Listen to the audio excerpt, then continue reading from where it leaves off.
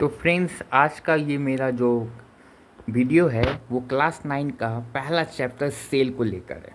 ठीक है। तो इस चैप्टर में सबसे पहले हमको सेल के बारे में जानना है। ठीक है। तो सबसे पहले हम जानते हैं कि सेल का मतलब क्या होता है। सेल का मतलब होता है कोशिका। ठीक है। तो अब हम लोग जानते हैं कि ये सेल वर्ड आया कहाँ से है। ठीक है। सेल जो वर्ड है, देखिए आपको स्क्रीन पे दिख रहा होगा फ्रेंड्स। देखिए, the word cell is derive from Latin word cellula, है ना। तो देखिए, जो सेल जो वर्ड है वो एक लैटिन वर्ड सेलुला से आया है ना। कहाँ से आया है? लैटिन वर्ड सेलुला से आया है, जिसका मतलब होता है अ लिटिल रूम, है ना। मतलब पेड़ का जो टहनी होता है, सबसे पहले एक साइंटिस्ट हैं इन 1665 में, ठीक है, जिनका नाम था रॉबर्ट हुक।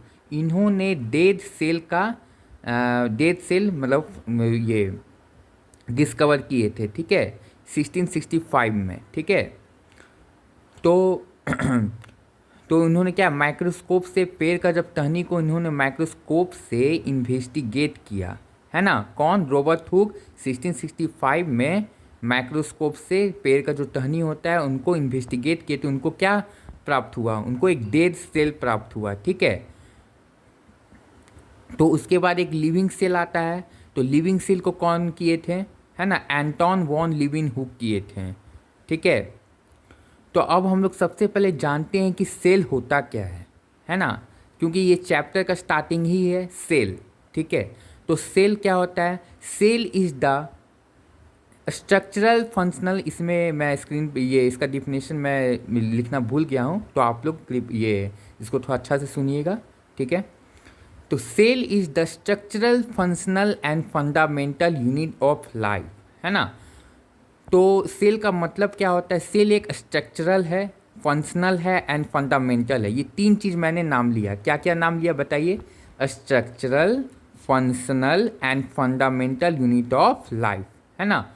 तो स्ट्रक्चरल कहने का मतलब क्या है? सेल इज द स्ट्रक्चरल क्यों कहा जाता है? क्योंकि हमारे शरीर का जो बनावट है, ठीक है, वो स्ट्रक्चर यूनिट डिसाइड करती है। ठीक है। तो इसलिए सेल को स्ट्रक्चरल यूनिट कहते हैं, है ना। और फंक्शनल और फंडामेंटल यूनिट क्यों कहते हैं? ठीक है। सेल को फंक्शनल और फंडामेंटल यूनिट इसलिए कहते हैं कि हमारे बॉडी का जितना भी मतलब स्ट्रक्चर है, जैसे हमारा पूरा जो शरीर है वो कोशिका का बना हुआ है। किसका बना हुआ है? कोशिका का। ठीक है।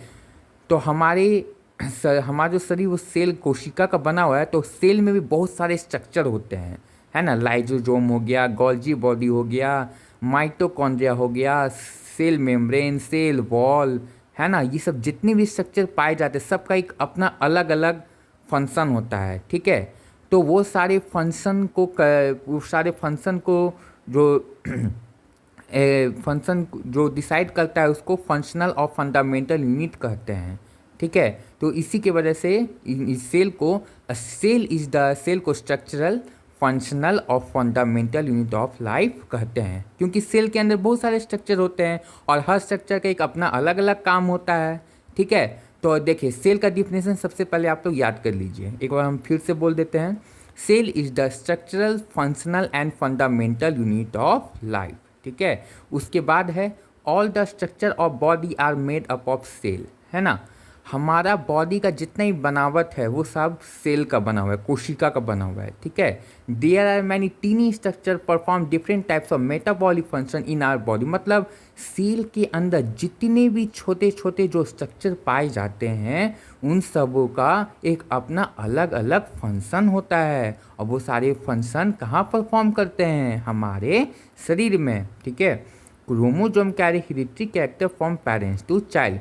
क्रोमोजोम क्या करता है?